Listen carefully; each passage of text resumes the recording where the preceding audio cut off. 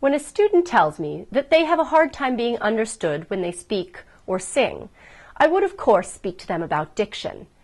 Most people know they need better diction, but they don't really think about the separate pieces that achieve it together. I break it into 3 parts: not enough air supply, imprecise word formation, and being unclear about what you want to say. I address air supply in detail on my segment on breathing. We will get into the nitty-gritty of word formation later on, but right now we will address being unclear about what you mean to say, because that's the easiest of the 3 to address. Many cases of mumbling occur when people don't actually know what they intend to say or sing. With any performer, the first thing I check in a case of mumbling is, do you know exactly what word and which note you intend to sing?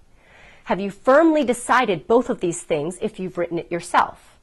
If it's another person's composition, are you having trouble remembering the music?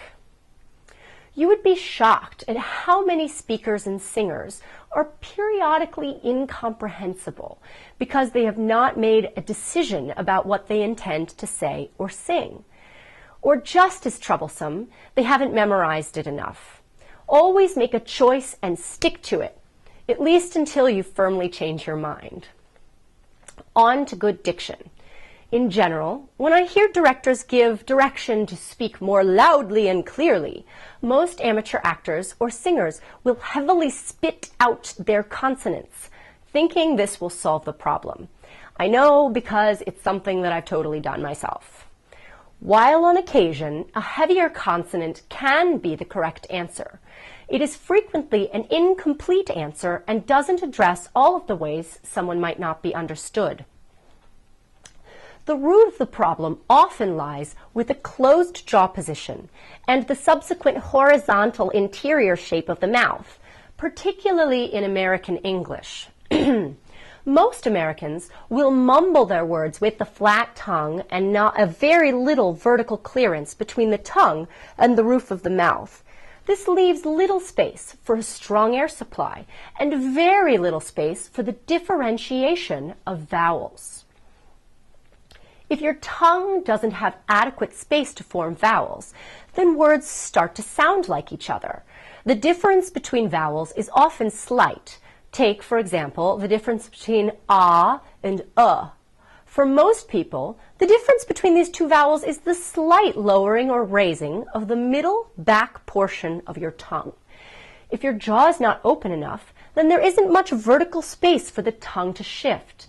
So the vowel ends up coming out to a listener as if they were the same vowel. So knowing that I need to think about maintaining a tall space inside my mouth while I perform, I have a tendency to think of public speaking and singing as a slightly different language than spoken American English.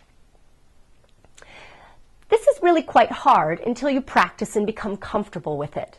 Most people have been speaking the way they speak for years, without ever thinking about it. They have habits about language, which are evident in accents and mannerisms. There are a number of ways in which I try to get my students to think about this taller space inside their mouths. And I have one particular metaphor which seems to work most of the time. Imagine, if you will, that the content that you are sharing with your audience is a gift. That song or presentation is a present, literally, that you want to give to your audience. You want to give your audience some soup. Now, how much of this soup can you give them?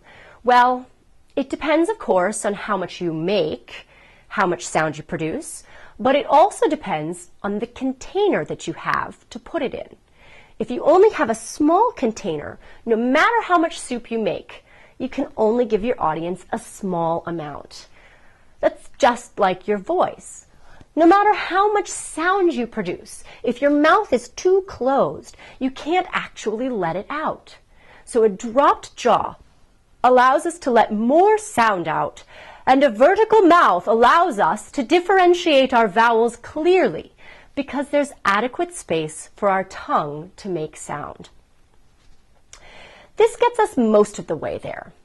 The last step is making your gift pretty. If you were giving a real gift, you would wrap it or put a bow on it. If you want your words to be understandable, then you have to wrap your consonants around your vowels. The bigger the gift, the longer the bow. The bigger the vowel, the longer your lips and tongue have to reach around the vowel shape in your mouth. I mean this exactly as I say it. You have to maintain the vertical space inside your mouth.